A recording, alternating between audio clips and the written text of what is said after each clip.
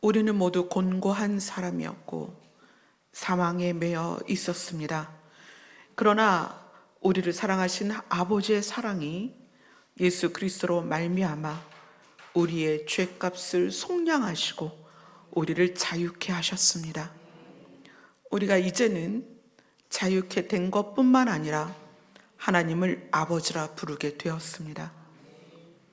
하나님을 아버지라 부르는 자로서 오늘의 하루가, 내일의 하루가 우리의 존재에 대한 각성과 추구가 있게 하여 주시옵소서. 예수님 이름으로 기도드리옵나이다. 아멘. 오늘 말씀은 스가랴서 11장입니다. 이제 스가랴서가 얼마 안 남았어요. 스가랴서 11장. 스가랴서 11장 4절부터 8절까지 쭉 같이 읽도록 하겠습니다. 스가랴서 11장 4절부터 8절까지입니다. 같이 읽습니다. 시작. 여호와 나의 하나님이 이르시되 너는 잡혀 죽을 양떼를 먹이라. 사들인 자들은 그들을 잡아도 죄가 없다 하고 판자들은 말하기를 내가 부요하게 되었은즉 여호와께 찬송하리라 하고 그들의 목자들은 그들을 불쌍히 여기지 아니하는도다.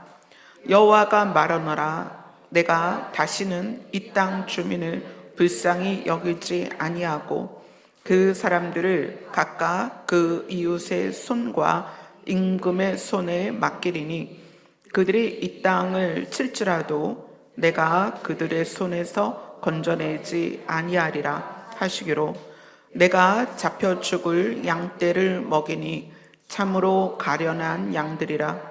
내가 막대기 둘을 취하여 하나는 은총이라 하며 하나는 연합이라 하고 양떼를 먹일세. 한 달 동안에 내가 그 세 목자를 제거하였으니 이는 내 마음에 그들을 싫어하였고 그들의 마음도 나를 미워하였습니다. 네, 우리 8절까지 봤습니다.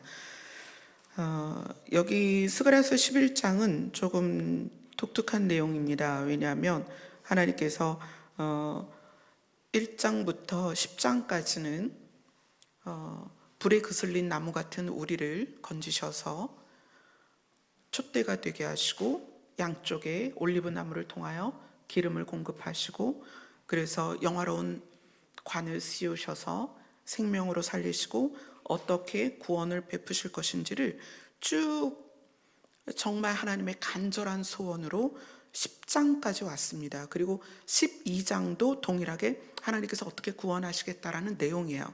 근데 그렇게 가다가 11장에서는 마치 이런 거예요. 내가 너희를 사랑하고 내가 너희를 구원할 것이고 내가 내 아들을 통해서 너희를 반드시 살릴 거야. 내 아들의 진액을, 내 아들의 피를 통하여 너희를 반드시 살릴 거야 라고 쭉 이야기를 하시다가 그러나 라는 부분이에요. 그러나 내가 그렇게 계획하고 있지만 내가 너희를 그렇게 사랑하고 있지만 그러나 이것을 너희들이 알았으면 좋겠어 라고 구원과 은혜에 대하여 이야기하시다가 우리들에게 반드시 알아야 될 것을 한 템포 쉬면서 진지하게 스가랴를 통해서 예수 그리스도를 비추시는 부분이 11장입니다. 11장 1절부터 3절까지 같이 보겠습니다. 11장 1절부터 3절까지 같이 읽습니다. 시작. 레바논아 내 문을 열고 불이 내 백향목을 사르게 하라. 너 잣나무여 곡할지어다. 백향목이 넘어졌고 아름다운 나무들이 쓰러졌음이로다. 바산의 상수리 나무들아 곡할지어다. 무성한 숲이 엎드려졌도다. 곡자들의 곡하는 소리가 나며 그들의 영화로운 것이 쓰러졌음이로다. 어린 사자의 부르짖는 소리가 나며 이는 요단의 자랑이 쓰러졌음이로다. 이 1절에서 3절까지는 하나님께서 이스라엘을 황폐하게 할 것, 이스라엘의 지도자나 권세자들을 다 쓰러뜨려서 넘어뜨리고 황폐하게 할 것을 하나님께서 말씀하시는 거예요. 이 부분이 어디랑 똑같이 반복이 되고 있냐면 예레미야서입니다. 예레미야서 25장으로 가볼게요. 이사야 다음이 예레미야서죠. 예레미야 25장으로 갑니다.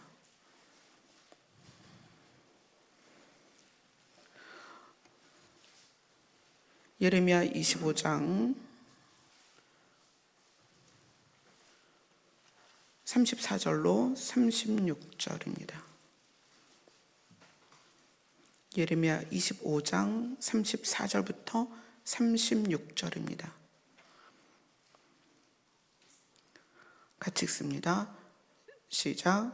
너희 목자들아 외쳐 애곡하라. 너희 양떼의 인도자들아 잿더미에서 뒹굴라. 이는 너희가 도살 당할 날과 흩음이 당할 기한이 찼음이라. 너희가 귀한 그릇이 떨어짐같이 될 것이라.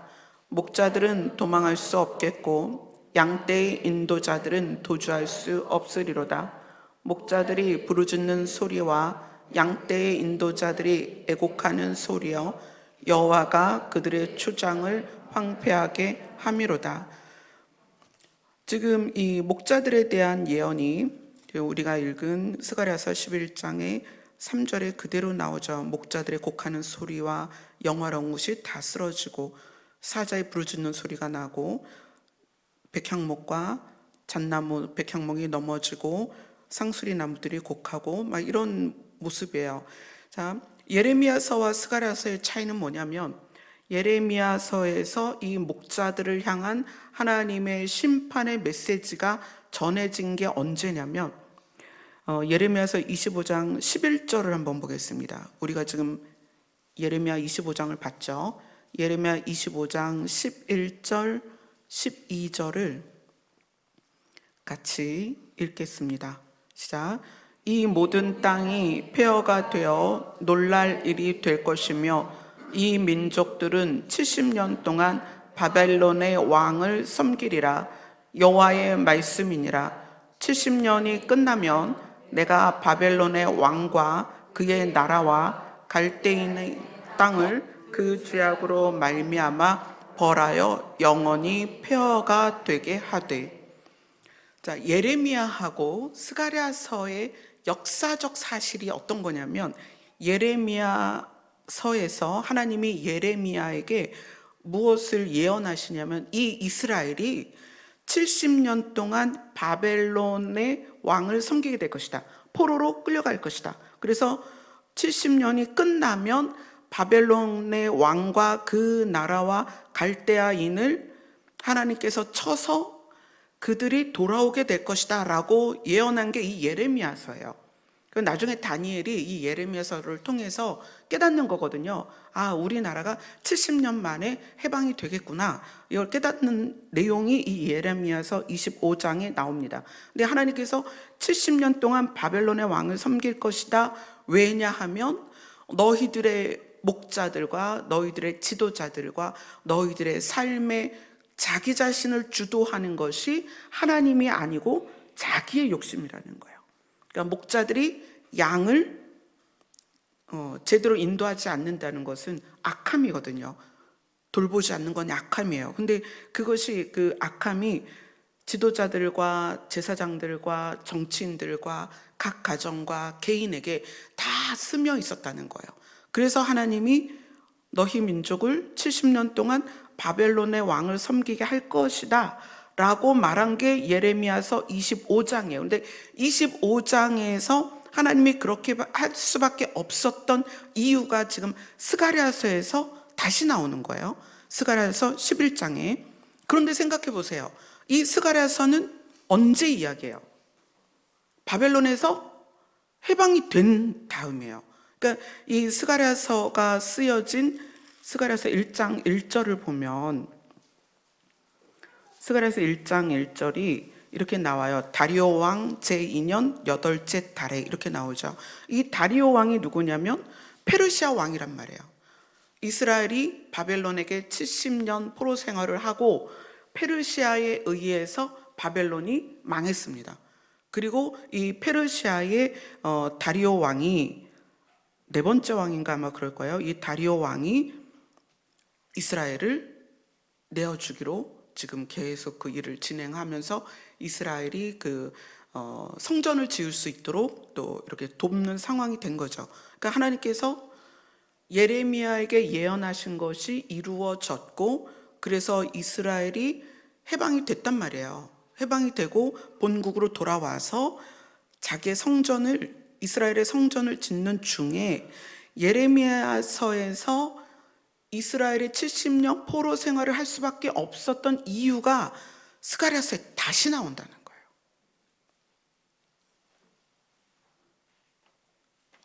거예요. 왜 그럴까요? 그러니까 하나님께서 이 스가랴서를 통해서 이스라엘의 구원과 하나님께서 어떻게 베푸실 것인지 그 약속을 쭉 하시다가 그런데 라고 점을 찍고 전혀 다른 내용을 말씀하시는 거예요. 11장에서 너희들이 바벨론의 포로가 될 수밖에 없었던 그 상황에 대한 것이 너희에게 반복되고 있고 그 역사가 반복될 것이다. 왜 그럴까요?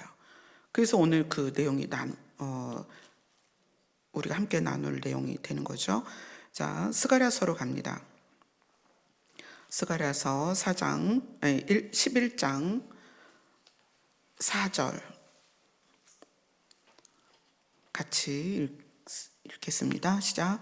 여호와 나의 하나님이 이르시되 너는 잡혀 죽을 양떼를 먹이라. 잡혀 죽을 양떼를 먹이라. 그러니까 예레미야 때 하나님께서 너희 민족이 70년 포로 생활을 하게 될 거다라고 했다면 아직은 포로가 아니지만 포로가 될 백성인 거죠. 근데 지금 여기서 하나님은 스가랴에게 말하는 거예요. 너는 잡혀 죽을 양떼를 먹이라. 그러면 바벨론에서 포로 생활을 70년을 하고 그걸 마치고 돌아와서 성전을 재건하는 그 과정에서 하나님이 학개와 스가랴에게 하나님의 말씀을 붙고 있고 내가 너에게 구원을 베풀 것이다, 내가 너를 구원할 것이다 라는 약속을 학개랑 스가랴를 통해서 하시면서 성전을 지어라, 내가 너희를 흩은 것은 너희를 새로 세우기 위함이다 이렇게 말씀하시다가 정말 들으면 안 되는 내용을 이야기하는 거예요. 여호와 나의 하나님이 이르시되 너는 잡혀 죽을 양떼를 먹이라 이렇게 이야기를 시작하시는 거예요.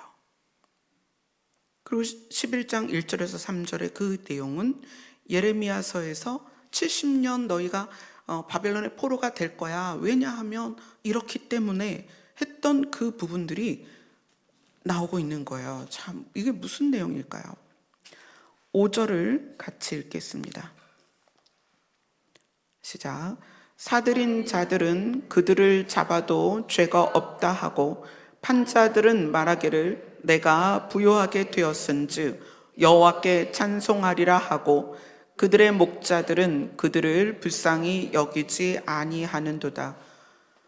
사들인 자라는 것은 양떼를 돈 주고 산 사람들이에요. 목자들이에요. 양떼를 소유한 자들은 양떼를 죽이고도 스스로 죄가 없다 하고, 자, 이거는 지도자나 권세자나 제사장이나 그때 당시에 고위직에 있었던 사람들의 심리 상태예요. 백성들에 대해서, 연약한 자들에 대해서 양떼를 소유한 자들이 그들을 잡아 죽이고도 스스로 죄가 없다 하고, 그 다음에 판자들은 말하기를 내가 부요하게 되었으니 하나님께 찬송하리로다. 양떼를 내어주고 돈을 받은 사람들이 부요하게 된 것에 하나님을 찬송하고, 그리고 그들의 목자들은 그들을 백성을 불쌍히 여기지 않는다는 거예요. 이스라엘의 이스라엘 안에, 그러니까 바벨론에서 70년 포로 생활을 하고 돌아온 이스라엘 안에 흐르고 있던 심리 상태였다는 거예요. 이러한 악함이 있어서 포로 생활을 했음에도 돌아왔는데 그들 안에 흐르는 심리적인 요인들 안에 이러한 악함이 그대로 흐르고 있었다는 거예요. 그래서 6절에 보면 내가 다시는 이 땅 사람들을 불쌍히 여기지 않을 것이다 라고 하나님께서 분노하시는 장면이 나옵니다. 그래서 7절에 스가랴가 말해요. 7절을 같이 읽습니다. 시작. 내가 잡혀 죽을 양떼를 먹이니 참으로 가련한 양들이라. 내가 막대기 둘을 취하여 하나는 은총이라 하며 하나는 염랍이라 하고 양떼를 먹일세. 스가랴가 그 잡혀 죽을 양떼를 먹이기로 했습니다. 하나님께서 잡혀 죽을 양떼다. 이들이 그들의 심리 상태, 바벨론의 포로로 잡혀갈 때 그들의 심리 상태가 포로에서 돌아온 이후에도 바뀌지 않고 있기 때문에 이들이 다시 사망 가운데로 들어갈 텐데 스가랴가 그들이 너무 불쌍한 거예요. 그래서 스가랴는 막대기 둘을 취하여 하나는 은총이라 하고 하나는 연합이라는 두 막대기로 양들을 먹입니다. 자, 8절을 같이 읽습니다. 시작. 한 달 동안에 내가 그 새 목자를 제거하였으니 이는 내 마음에 그들을 싫어하였고 그들의 마음에도 나를 미워하였습니다. 이 새 목자는 세 가지 특징이 있는 거예요. 우리 5절에서 봤던 양떼를 소유했는데 그들을 잡아서 죽이고도 스스로 죄가 없다고 하고, 그러니까 이 목자를 가장이라고 한다면 어떨까요? 목자가 가장이에요. 또는 어머니예요. 또는 목사예요. 또는 학교 선생님이에요. 또는 의사예요. 그럴 수 있습니다. 그런데 그들이 자기가 돌봐야 되는 가족이나 제자나 환자나 성도나 돌봐야 되는 대상에 대하여 죽게 되도록 이끌어 가면서도 자기 스스로 죄가 없다고 생각하는 거예요. 우리 모두에게 하는 말씀이에요. 내가 아버지야. 내가 엄마이기도 하고, 그죠? 형이기도 하고, 누나이기도 하고, 우리는 각자의 역할이 있습니다. 교회는 목사가 있죠. 장로, 권사, 집사 다 있습니다. 찬양단 리더가 있고 반주자가 있고 우리에게는 다 역할이 있어요. 그런데 그러한 역할을 가지고 있는 우리가 대하는 대상, 우리가 돌봐야 되고 도와야 되고 함께 해야 되는 그 대상을 죽도록 마음이 죽도록 마음이 넘어지도록 마음의 상처가 되도록 그렇게 하면서도 자기 스스로 죄가 없다라고 한다는 거예요. 또 하나는 판자들은 말하기를 내가 부요하게 되었은즉 여호와께 찬송하리라. 이것은 내가 돌봐야 되는 대상이나 나와 함께 있는 대상으로 인하여 내가 이익을 얻을 수 있다면 그것만으로도 하나님께 감사를 하는 거예요. 내 모든 관계에서 무엇을 추구하는 거예요? 나를 키우는 거예요. 나의 힘이 세지도록 또는 내 이름이 높아지도록 또는 내 자존심을 챙기고 내 자존감이 올라가도록 모든 관계에서 그렇게 접근하는 거예요. 이스라엘이 이미 바벨론 포로 생활을 마치고 돌아온 상황에서 하나님은 이스라엘 백성 안에서 그것을 지금 보고 있는 거예요. 내가 높아지면, 내가 드러나면 그게 만족한 거예요. 그래서 그걸 하나님의 은혜다라고 하나님을 찬송한단 말이에요. 그리고 가장인데 가족을 불쌍히 여기지 않는 거예요. 그 다음에 그들의 목자들은 그들을 불쌍히 여기지 않는다. 엄마인데 남편과 자녀를 불쌍히 여기지 않는 거예요. 선생님이 아이들을 불쌍히 여기지 않는 거예요. 목회자가 성도를 불쌍히 여기지 않는 거예요. 교회 내에 리더의 위치에 있는 사람들이 팀원들을 불쌍히 여기지 않는 거예요. 그래서 스가랴는 은총이라 하는 막대기와 연합이라는 막대기를 들고 양떼를 먹이는데 한 달 동안 그 세목자를, 그런 마음들을 제거하고 그 마음에, 그러니까 그들을 제거하는 그 가운데 스가랴의 마음에 그들이 너무 싫은 거예요. 그런데 반대로 그들도 스가랴를 싫어하는 거예요. 뭐를 들었는데? 은총과 연합을 들었더니 싫어하는 거예요. 은총과 연합이 뭘까요? 자, 9절을 한번 읽어봅시다. 9절 같이 읽습니다. 시작. 내가 이르되 내가 너희를 먹이지 아니하리라. 죽는 자는 죽는 대로, 망하는 자는 망하는 대로, 나머지는 서로 살을 먹는 대로 두리라 하고, 이제 여기에서 주는 그 내가는 이제 바뀝니다. 대상이. 그 전에는 그 스가랴였다면 그 스가랴의 모습이 예수님과도 같이 오버랩이 되죠. 근데 9절에서 예수님이 말씀하십니다.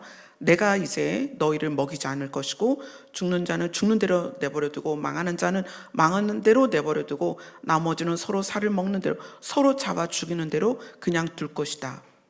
10절을 같이 읽습니다. 시작.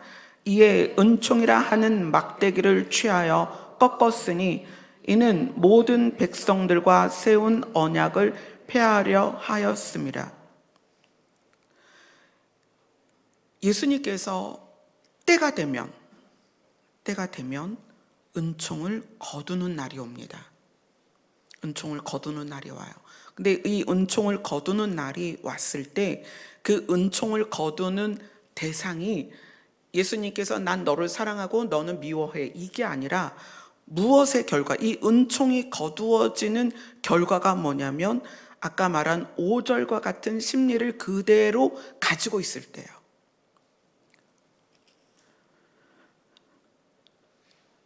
자, 11절을 같이 읽습니다. 시작. 당일에 곧 패함에 내 말을 지키던 가련한 양들은 이것이 여호와의 말씀이었던 줄 안지라. 당일에, 그러니까 하나님께서 은총을 거두시는 날에, 은총이라는 막대기를 취하여 꺾는 날이 심판의 날이란 말이에요. 그 심판의 날에, 그 날이 되면 내 말을 지키던, 마치 피해를 당하고 연약했었던 그 가련한 양들이 그동안 하셨던 예수님의 말씀이 하나님의 말씀이었던 것을 알게 된다는 거예요. 잠깐만요. 스바냐를 한번 보겠습니다.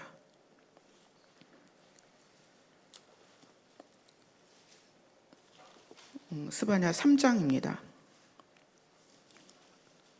스바냐 3장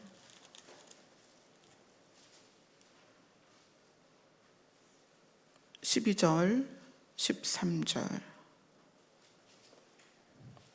같이 읽습니다. 시작. 내가 곤고하고 가난한 백성을 내 가운데 남겨두리니 그들이 여호와의 이름을 의탁하여 보호를 받을지라.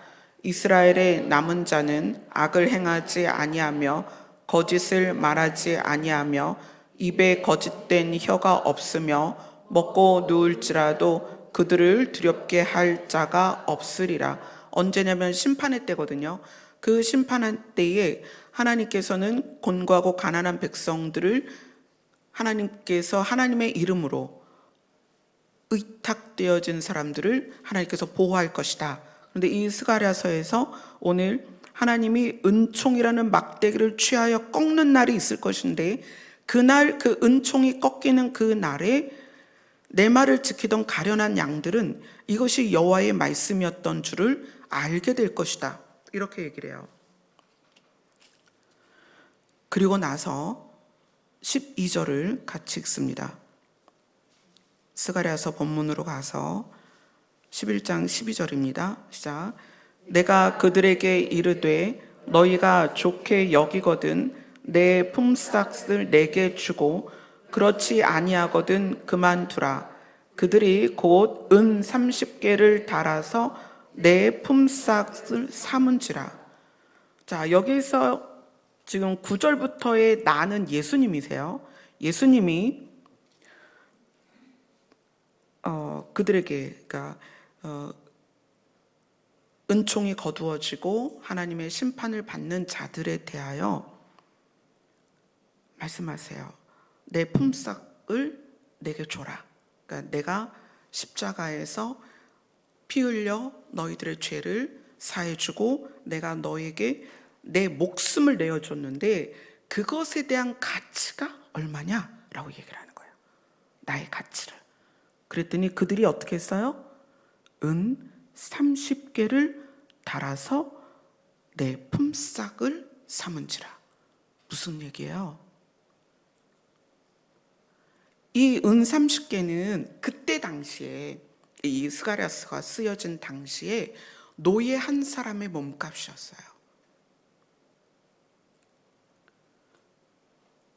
예수님이 은총이라는 막대를 취하여 꺾어야 하는 그 심판의 날에 그 심판을 당하는 자들의 심리 안에 있었던 게 뭐냐면 이 은총은 무엇일까요? 은총은 높은 사람이 자기보다 낮은 사람들에게 주는 특별한 은혜와 사랑입니다. 그래서 이게 사전으로 보면 진짜 하나님이 인류를 향한 사랑을 은총이라고 불러요. 그러면 하나님이 인류를 향한 사랑으로 우리를 먹이시고 살리시고 이제까지 돌봐주셨는데 하나님의 은총에 대하여 은 30을 다하는 사람이 있다는 거예요. 하나님의 은혜에 대하여 여러분 얼마나 생각하고 계세요?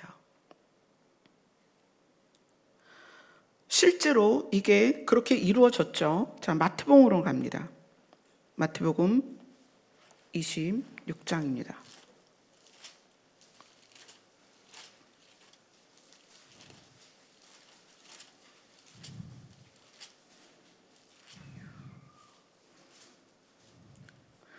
자, 마태복음 26장 15절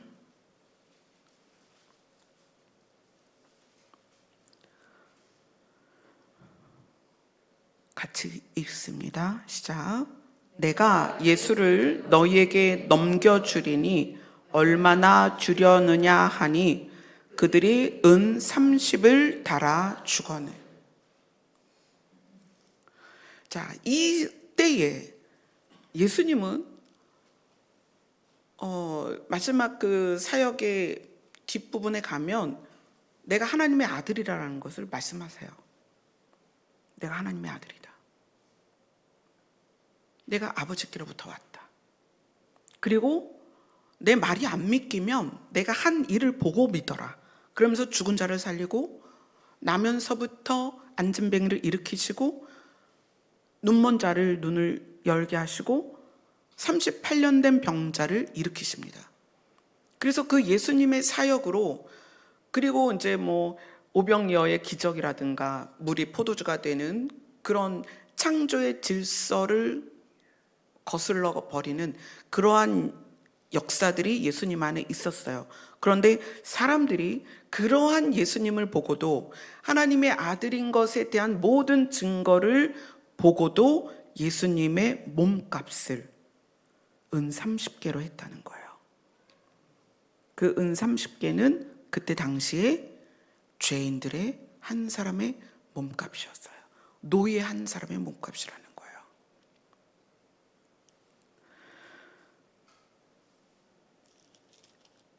그리고 나서 자, 우리 스가랴서 11장 13절 같이 읽겠습니다. 시작. 여호와께서 내게 이르시되 그들이 나를 헤아린 바 그 삭슬 토기장이에게 던지라 하시기로 내가 곧 그 은 30개를 여호와의 전에서 토기장이에게 던지고. 자, 예수님의 품삯, 예수님의 그 구원의 사역에 대하여 사람들이 얼마나 하찮게 생각했고 얼마나 아무것도 아닌 것처럼 여겼는지, 그래서 하나님께서는 그 삭슬 던져버려라, 토기장에게 던져버려라, 이렇게 말씀을 하세요. 자, 마태복음 27장으로 갑니다.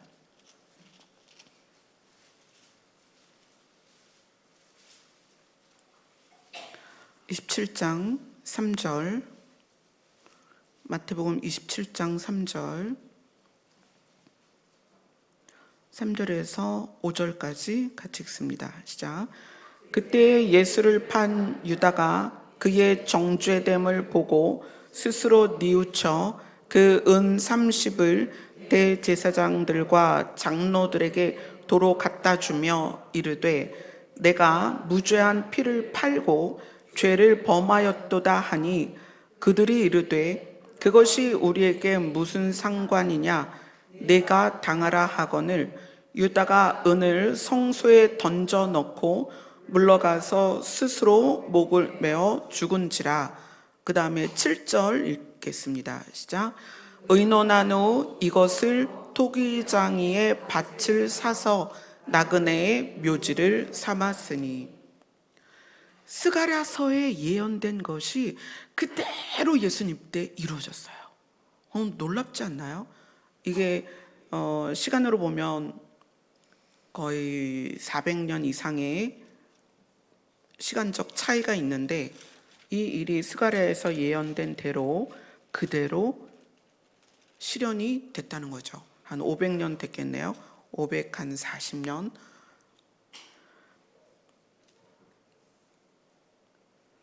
그 13절을 보면 여호와께서 내게 이르시되 그들이 나를 헤아린 바 그 삭슬 토기장이에게 던지라 하시기로 내가 곧 그 은 30개를 여호와의 전에서 토기장이에게 던지고.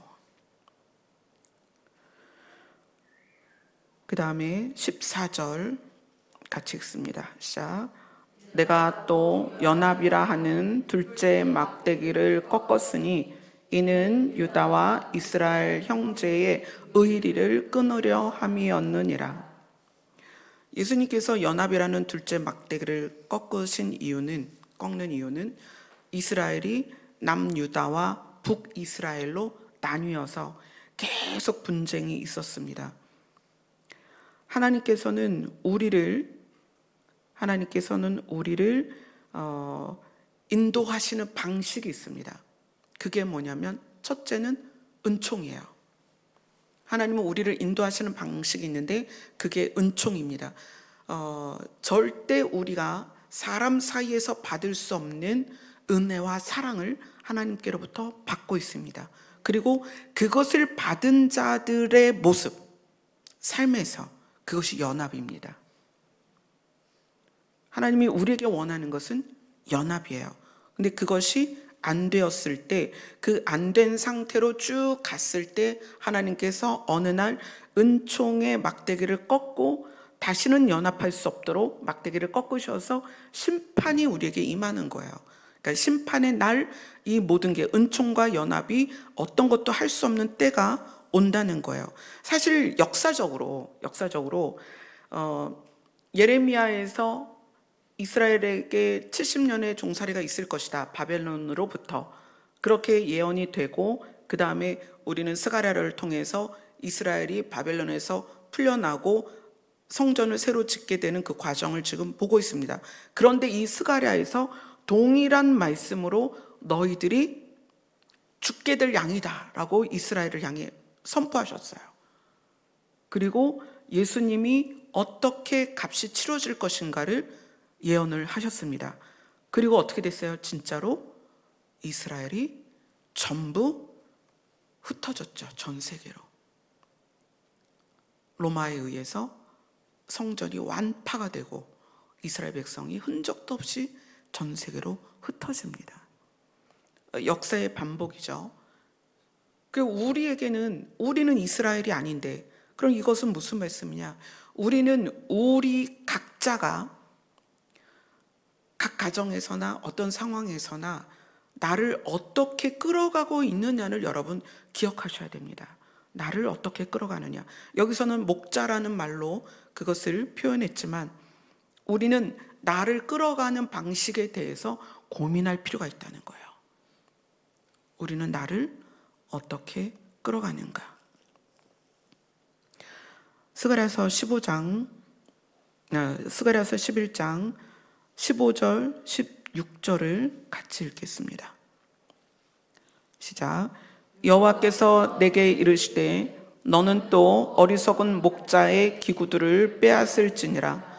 보라, 내가 한 목자를 이 땅에 일으키리니 그가 없어진 자를 마음에 두지 아니하며 흩어진 자를 찾지 아니하며 상한 자를 고치지 아니하며 강건한 자를 먹이지 아니하고 오히려 살찐 자의 고기를 먹으며 또 굽은 찢으리라. 17절 같이 읽습니다. 시작. 화 있을진저 양떼를 버린 목된 목자여, 칼이 그의 팔과 오른쪽 눈에 내리리니 그의 팔이 아주 마르고 그의 오른쪽 눈이 아주 멀어 버릴 것이니라 하시니라. 이 11장에 나오는 두 목자는 스가랴는 예수님을 예표하고 그 밑에 그래서 내가 이르되 할 때 그 내가 예수님으로 바뀔 수 있어요. 스가랴와 예수님은 하나의 모습으로 나올 수 있죠. 근데 이 15절부터 나오는 여기에 나오는 목자는 어떤 목자냐면 양을 사랑하지 않는 목자예요. 그런 목자에 대해서 하나님께서 은총과 연합의 막대기를 꺾듯이 그 꺾는 날에 있을 심판을 당할 것이다 라는 것이 그대로 예언이 되고 있습니다. 에스겔서를 한번 보겠습니다.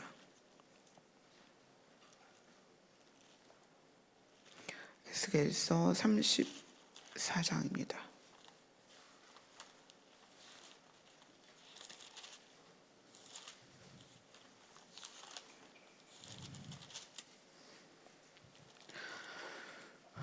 에스겔서 34장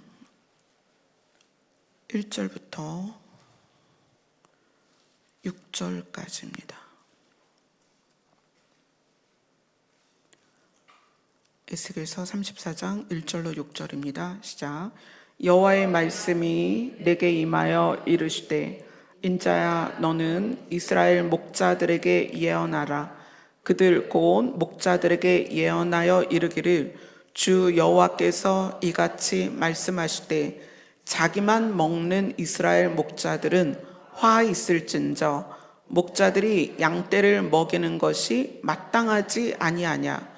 너희가 살찐 양을 잡아 그 기름을 먹으며 그 털을 입되 양떼는 먹이지 아니하는도다.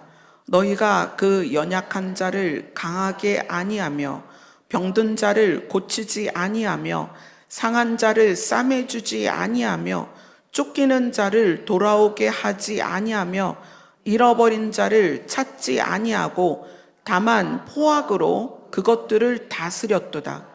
목자가 없으므로 그것들이 흩어지고 흩어져서 모든 들짐승의 밥이 되었도다. 내 양떼가 모든 산과 높은 맷뿌리에 마다 유리 되었고 내 양떼가 온 지면에 흩어졌을 때 찾고 찾는 자가 없도다. 스가랴서 12장은 하나님께서 구원의 말씀을 또 절절하게 하셔요. 근데 이 11장에 와서 하나님은 짚고 넘어갈 부분을 말씀하시는 거예요. 하나님은 역사를 통해서 이스라엘을 매번 구하셨어요. 우리는 특히 은 30개의 품삯으로 사람들에게 여겨진 예수 그리스도로 말미암아 새 생명을 얻었어요. 그것이 은총입니다. 그런데 그것을 너무 가볍게 여겨요. 우리가 받은 은혜와 우리가 받은 사랑의 가치를 모른다는 거예요. 그래서 그것을 모르기 때문에 마치 10만 달란트를 그 빚을 탕감받은 자가 자기한테 한 데나리온 그 빚진 자를 잡아다가 감옥에 가두는 것처럼 하나님으로부터 받은 은총이 우리의 썩어질 생명이 아니라 새 생명을 받도록 새 생명으로 새하늘과 새 땅에 갈 수 있는 그 영화로운 신분을 주셨음에도 그것의 가치를 모르고 산다는 거예요. 그래서 그것이 우리의 삶의 면면에 드러난다는 거예요. 그러니까 내가 관계된 관계 안에서 그것이 베풀어지지 않는다는 거예요. 하나님의 은총이 어떤 의미인지를 우리가 알려면 그 은총의 결과가 알아져야 돼요. 하나님의 은총의 결과는 새하늘과 새 땅입니다. 그것의 가치를 알면 알수록 내가 눈에 보이는 것에 집착하지 않습니다.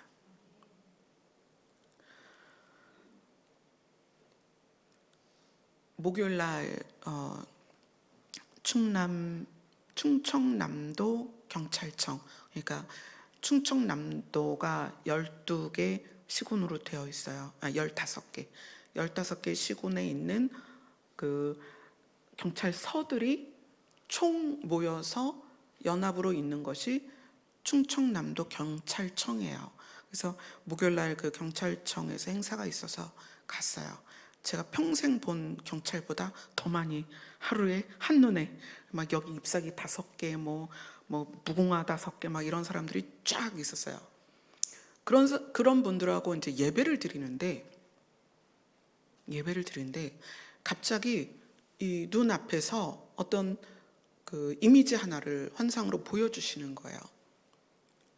예수님이 십자가를 지고 쭉 가시는데 그 뒤에 많은 무리가 있는 거예요. 그 뒤에 많은 무리가 있는데 예수님이 앞으로 가면 갈수록 예수님을 따르는 그 수가 점점 줄어요.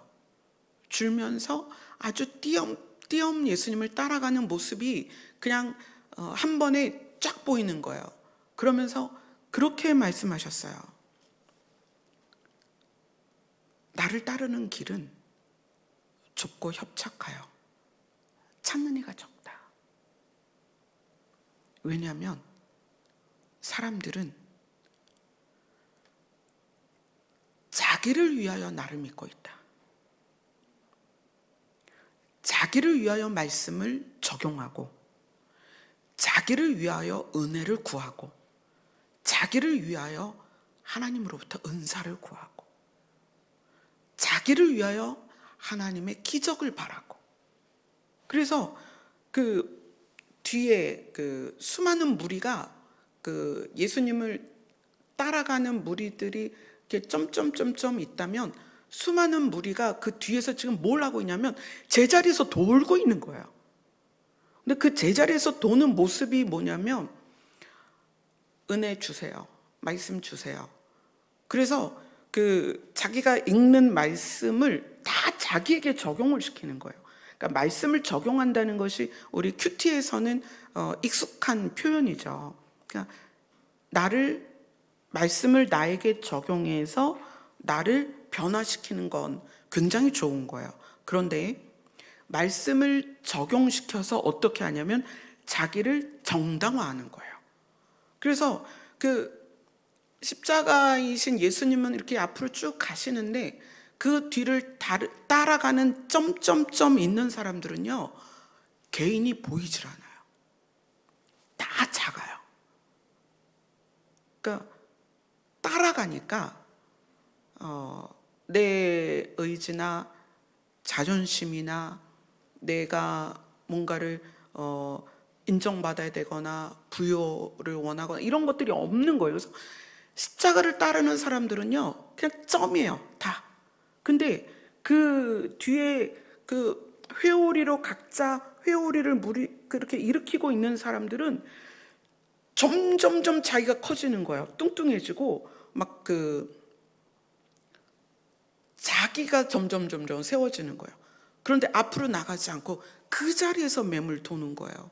그래서 그게 한 번에 딱 보이면서 되게 슬펐어요. 그 자리가 되게 좋은 자리였는데 한편으로는 우리가 하나님을 믿는다는 믿음 안에의 열심, 또는 하나님을 믿는다 하는 그 안에서 내가 생각하는 그러한 내가 누리는 기쁨들이 어떻게 보면 예수님을 따라가고 그 예수님의 인도대로 살아가는 모습에서가 아니라 은혜와 하나님의 말씀을 나에게 적용시켜서 내가 정당화되는 기쁨이 아닐까. 우리의 신앙의 어떤 모습들 면면에 그런 게 너무 많다는 거예요.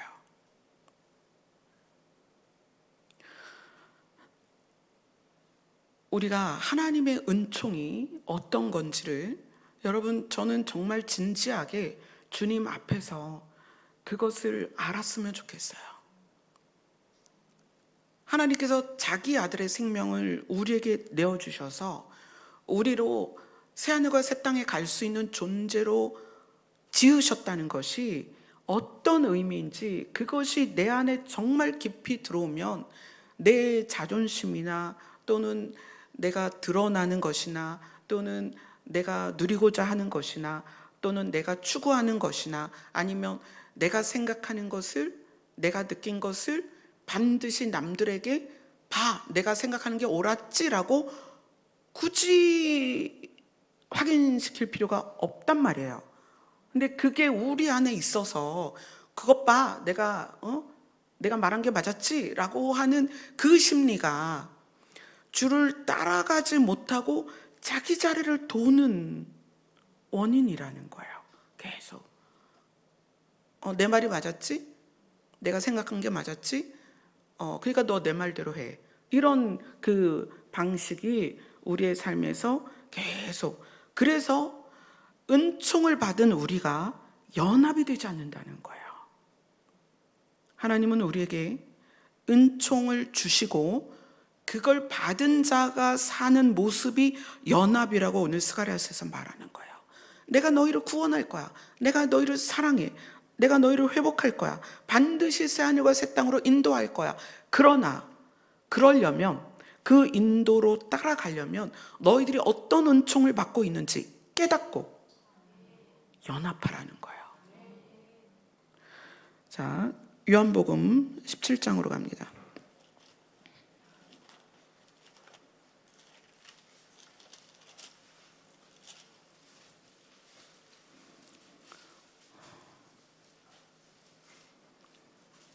요한복음 17장 20절부터 23절까지입니다. 같이 읽습니다. 시작. 내가 비옵는 것은 이 사람들만 위함이 아니요 또 그들의 말로 말미암아 나를 믿는 사람도 위함이니, 아버지여, 아버지께서 내 안에 내가 아버지 안에 있는 것 같이 그들도 다 하나가 되어 우리 안에 있게 하사 세상으로 아버지께서 나를 보내신 것을 믿게 하옵소서. 내게 주신 영광을 내가 그들에게 주었사오니 이는 우리가 하나가 된 것 같이 그들도 하나가 되게 하려 함이니라.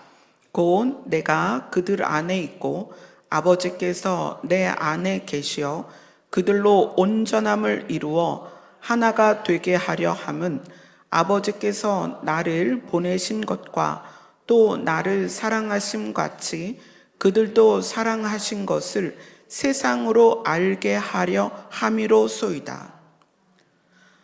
하나님과 예수님이 하나 되었고 하나님과 예수님이 하나 된 것처럼 예수님께서는 우리가 예수님과 하나 되기를 원하세요.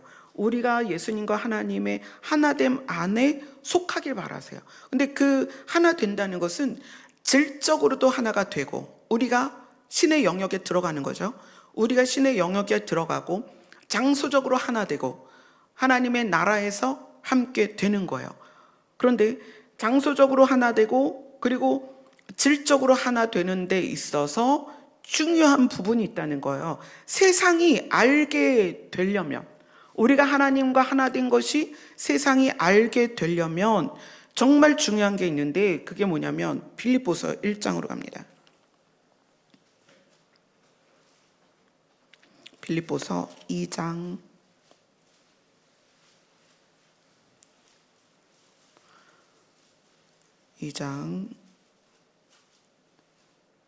1절부터 8절까지입니다. 같이 읽습니다. 시작. 그러므로 그리스도 안에 무슨 권면이나 사랑의 무슨 위로나 성령의 무슨 교제나 긍휼이나 자비가 있거든 마음을 같이하여 같은 사랑을 가지고 뜻을 합하여 한 마음을 품어 아무 일에든지 다툼이나 허영으로 하지 말고 오직 겸손한 마음으로 각각 자기보다 남을 낮게 여기고 각각 자기 일을 돌볼 뿐더러 또한 각각 다른 사람들의 일을 돌보아 나의 기쁨을 충만하게 하라. 너희 안에 이 마음을 품으라. 곧 그리스도 예수의 마음이니 그는 근본 하나님의 본체시나 하나님과 동등됨을 취할 것으로 여기지 아니하시고 오히려 자기를 비워 종의 형체를 가지사 사람들과 같이 되셨고 사람의 모양으로 나타나서 죽기까지 복종하셨으니 곧 십자가에 죽으심이라. 우리가 하나님과 예수님과 연합되는 것은 질적으로 우리가 신의 영역으로 들어가는 것이고 장소적으로 하나님의 나라에 가는 거예요. 그런데 세상은 그걸로 우리를 확인하지 않습니다. 세상은 우리에게서 어떤 것으로 확인하냐면 우리의 삶의 모습에서 그걸 본다는 거예요. 당신들이 진짜 그리스도인이냐? 당신들이 진짜 하나님의 자녀냐? 당신들이 진짜 구별된 백성이냐? 이것을 우리의 삶에서 본다는 거예요. 그래서 우리의 삶에서 그것이 드러나려면 내가 나를 추구하는 마음이 아니라 예수 그리스도의 마음을 품어야 된다는 거예요. 로마서 하나만 보도록 하겠습니다. 로마서 15장입니다.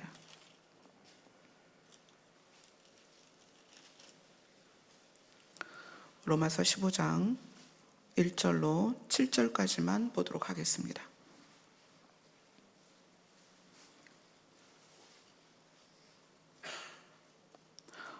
우선 1절 같이 읽습니다. 시작.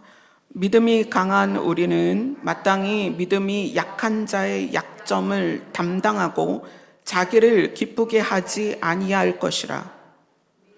자, 1절이 신적 가치관이 확실하고 그리고 하나님과 동행하는 자는, 자, 신적 가치관이에요. 우리가 구원받아서 신의 영역에 들어간 것이 믿어지고 알아진 사람들에게 말하는 거예요.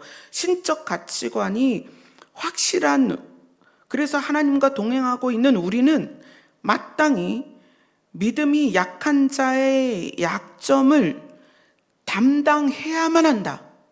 이렇게 얘기하는 거예요. 담당해야만 하고 그것을 통해서 자기를 기쁘게 하지 아니할 것이라. 자, 이거는 우리가 신적 가치관이 확실하고 하나님과 동행하는 사람들이 믿음이 연약한 자의 약점을 담당하는 과정에서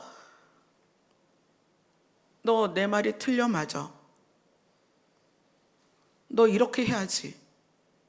내가 가지고 있는 것과 알고 있는 것을 그 사람을 가르치면서 자기를 기쁘게 하지 말라는 거예요.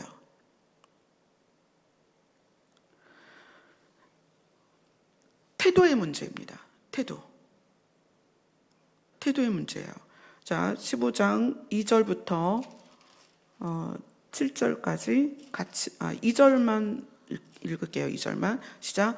우리 각 사람이 이웃을 기쁘게 하되 선을 이루고 덕을 세우도록 할지니라.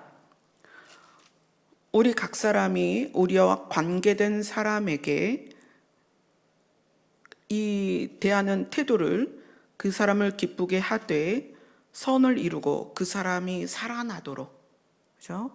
그 사람이 살아나도록 그의 유익을 구하고 그를 세워 주어야 한다.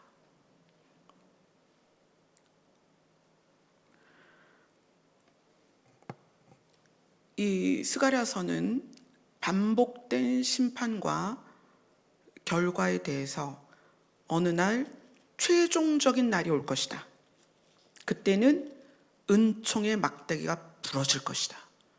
더 이상 은총이 없을 것이다. 그때는 너희가 연합된 모습으로도 나타낼 수 없다. 연합도 할 수 없다. 은총이 끝나기 때문에.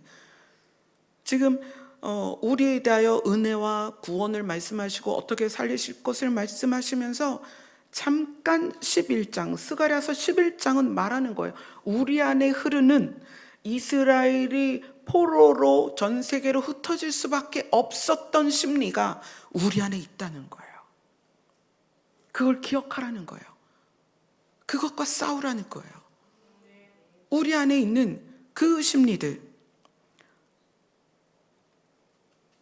하나님이 주신 은혜와 은총보다 내가 나를 기쁘게 하는 것, 예수 그리스도를 따라가는 것보다 나에게 모든 것을 적용시키는 것. 그래서 누구를 크게 하는 거예요? 나를 크게 하는 거예요. 우리가 이제 하나님의 의를 주일마다 쭉 나누면서 이런 부분들이 조금 더 자세하게 세세하게 성경을 통해서 계속 나누겠지만, 신앙생활 한다는 거는요, 우리의 본질이 바뀌는 문제예요. 우리는 하나님의 전능성에 의해서 기적을 원하기도 하고 기적을 맛보기도 하고, 그것이 우리로 하여금 사실 더 매력적입니다. 하나님이 기적을 확 보여주면 우리가 확 바뀔 것 같죠? 우리의 본질은 기적으로 바뀌지 않습니다. 우리 아버지도 목회하시면서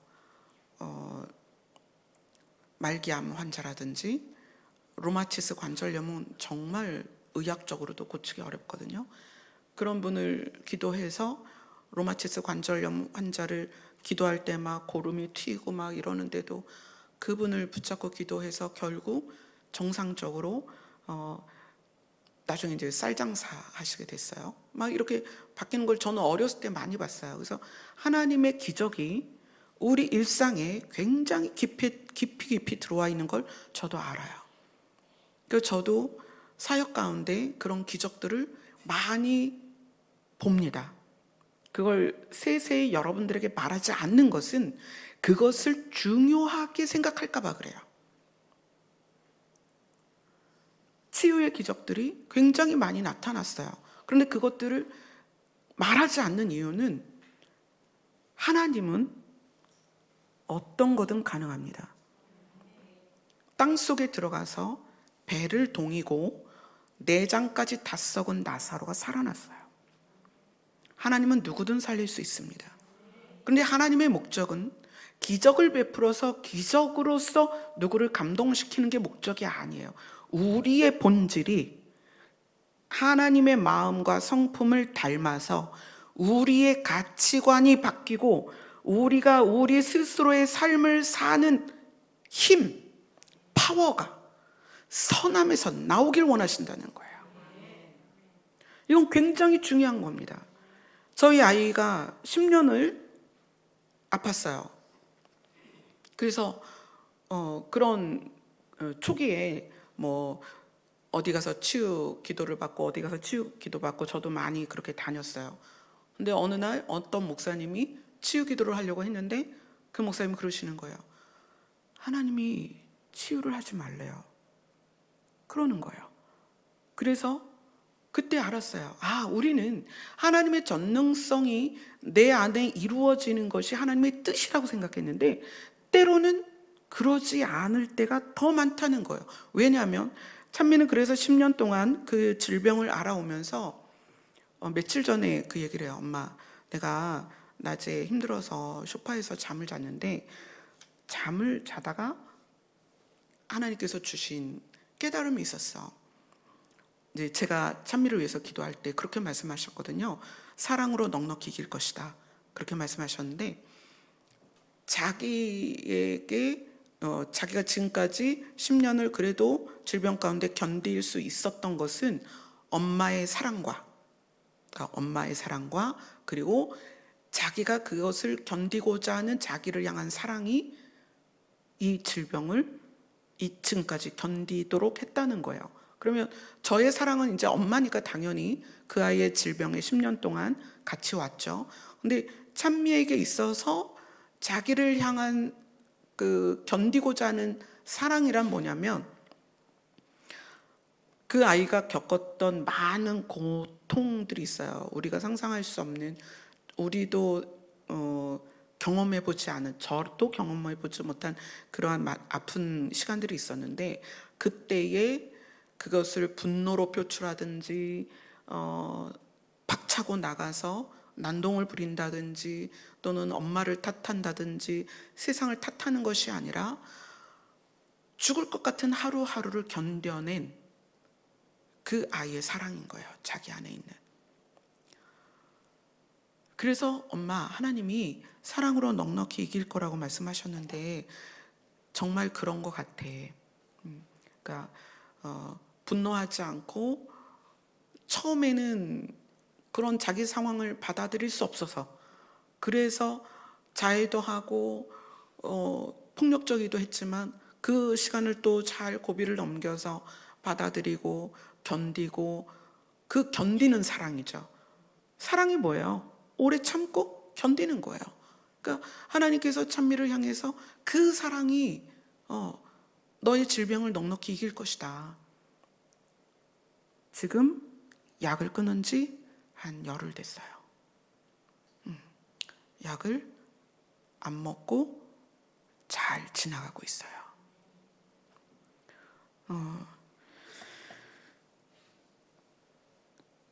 우리의 연합은 하나님의 전능성으로 뭐가 확 바뀌어서 연합되는 게 아닙니다. 나에게 처한 상황을 견디고 이겨나가면서 그 고통을 지나면서 하나님의 은혜 안에서 한 걸음 한 걸음 걸을 때 우리에게 어떤 힘이 생기냐면 또 다른 고난을 이길 수 있는 힘이 생겨요. 우리가 자녀를 키울 때는 어떤 어려움도 겪지 않기를 원하지만 우리가 운동선수라면 감독은 우리를 아주 세게 훈련시킬 것입니다. 그런데 그런 감독의 강한 훈련 속에서 그 선수는 금메달을 따는 거예요. 하나님은 우리에게 아버지이시지만 하나님은 우리에게 좋은 걸 주길 원하시는데 그 좋은 것이 전능성을 통한 기적 같은 게 아니라는 거예요. 우리 한 사람 한 사람이 이길 힘을, 견딜 수 있는 능력을 소유하길 원하신다는 거예요. 그래서 이 땅을 살아가면서 얼마나 많은 일들이 있어요.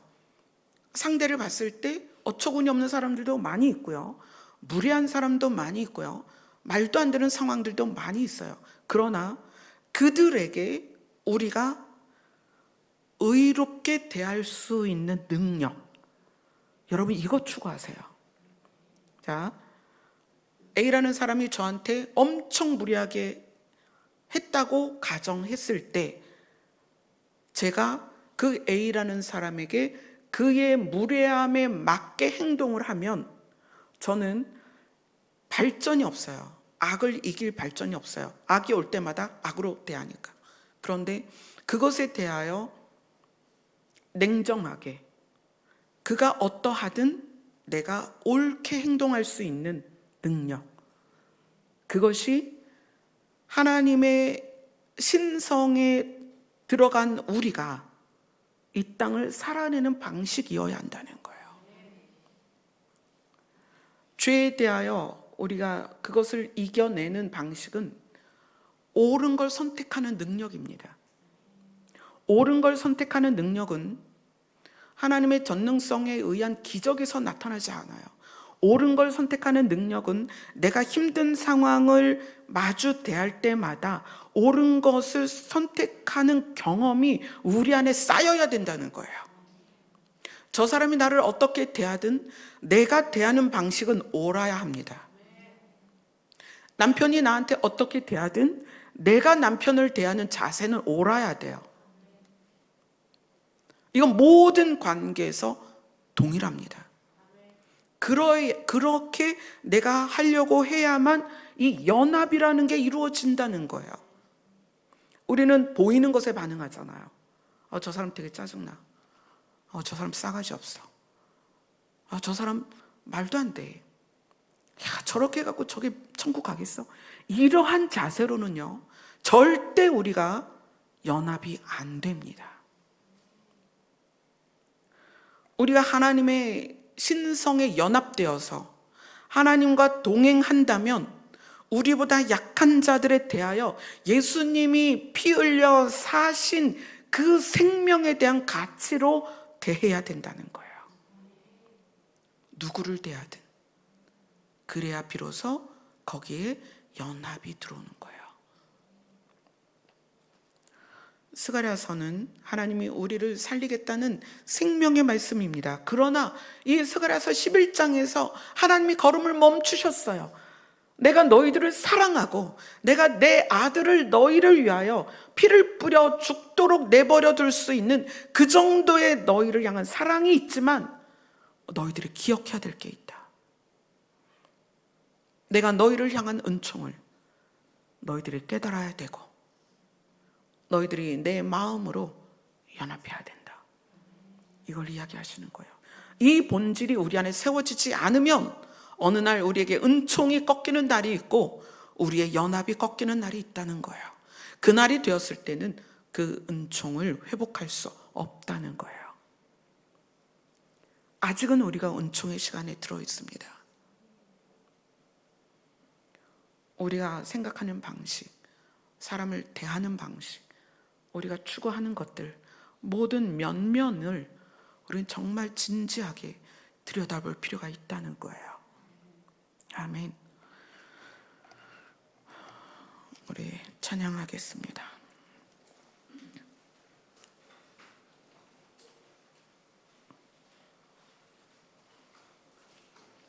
우리 찬송가 255장입니다.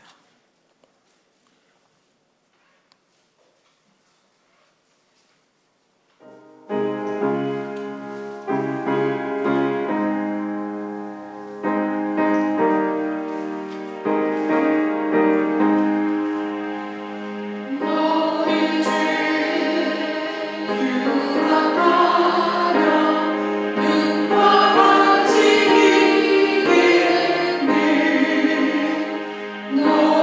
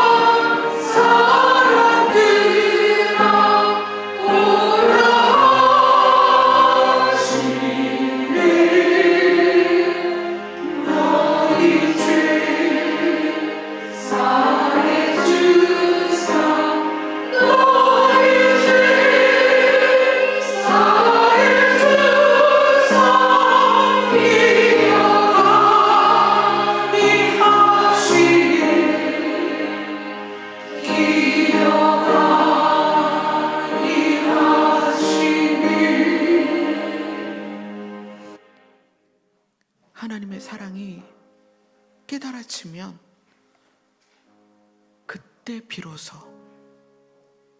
타인을 대하는 자세가 달라집니다.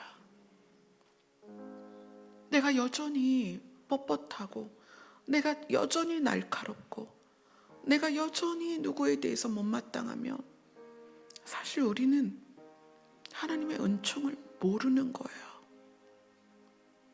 우리가 받은 은혜가 신성과 연합되는 은혜입니다. 그래서 그 나라를 주시겠다는 거예요. 이 가치를 우리가 알지 않으면 연합이 이루어지질 않아요. 만약에 우리 교회가 또는 우리의 가정이 아직도 다툼이 있고 미움이 있고 시기 질투가 있고 누군가에 대하여 날카로운 말을 내가 입으로 내놓고 있다면 하나님의 은총을 우리가 모르는 거예요. 어찌할까요? 그 은총의 막대기가 꺾일 때가 있다는 거예요. 개인적으로 우리가 죽음을 맞이하면 우리는 은총의 막대기가 꺾입니다. 그리고 우리가 생명이 있을 때, 이 땅에서 살아있을 때 하나님의 은혜를 깨달아야 돼요. 근데 하나님의 은혜를 깨달으면 우리는 겨자씨같이 작아져요. 어떤 것도 자랑할 수가 없어요.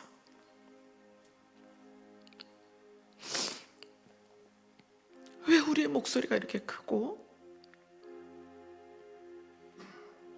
왜 우리의 요구가 이렇게 빗발치고, 왜 우리의 사나움이 이렇게 날로 증가할까요? 하나님의 은총을 우리가 깨닫지 못해서 그래요. 은총을 알고 그게 깨달아졌을 때 비로소 우리가 한 사람 한 사람이 겨자씨같이 작아져서 말없이 주님을 따라가게 되는 거예요. 그렇게 주님을 따라갈 때 마치 바닷가의 모래처럼 우리가 연합이 되고 모일 수가 있습니다. 언제일까요? 우리가 그분 앞에 가는 게 언제일까요? 그분이 우리에게 오시는 게 얼마 남았을까요? 여러분 세상을 보세요. 얼마나 남았겠어요? 더도 말고 저는 여러분들이 그 하나님의 은혜와 하나님의 은총을 날마다 알아갔으면 좋겠어요. 그래서 그 은총의 바다에서 헤엄치며 그 은총을 누리며, 그래서 날마다 우리가 우리의 입으로 그분을 감사하고 찬양하고 그분을 높여드리며 그렇게 살았으면 좋겠습니다. 아멘. 우리 다 같이 12시까지 기도하도록 하겠습니다.